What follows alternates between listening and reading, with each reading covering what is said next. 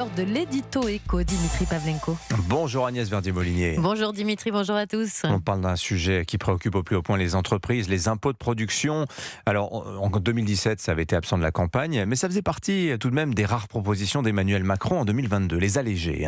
Et oui, exact. En 2017, le sujet était totalement absent de la campagne. D'ailleurs, les équipes du candidat Emmanuel Macron pensaient à tort que les baisses de charges sous François Hollande avaient résolu tous les problèmes de compétitivité des entreprises françaises.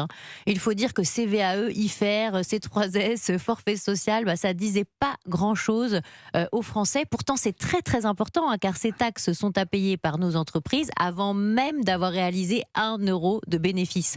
Alors, les équipes du président n'ont compris le problème que tardivement, en divisant par 2 le taux de CVAE et puis encore par 2. D'ailleurs, le président avait promis en 2022 la suppression de la CVAE, sauf que la CVAE, cette cotisation sur la valeur ajoutée des entreprises, n'a toujours pas été supprimée à ce jour. Alors une note de la Direction générale des finances publiques à Bercy permet de mesurer l'ampleur du sujet. Oui, ils viennent de sortir ça. La totalité des taxes de production françaises, en 2019, c'était 91 milliards. En 2024, c'est 96 milliards. Pour l'ensemble des personnes morales, c'est beaucoup.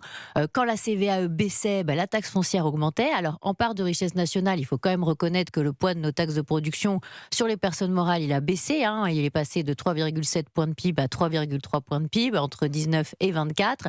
Mais quand on se compare aux autres pays d'Europe, l'écart est encore énorme. Là, toujours, selon cette note de Bercy de la DGFiP, la France compte 4,4% de son PIB en taxes de production au total sur les personnes morales et les personnes physiques.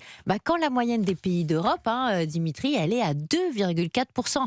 Cet écart, ça fait quoi? Ça a l'air de rien, mais c'est 60 milliards de plus à payer, surtout sur nos entreprises et surtout sur l'industrie. Alors ce sera un des sujets de l'élection présidentielle 2027, vous pensez? Ah oui, ça a déjà commencé. Le candidat Bruno Retailleau, il préconise une baisse de 15 milliards d'euros sur les impôts de production. Il veut supprimer justement cette fameuse CVAE. Enfin, ça fait quand même des années qu'on attend.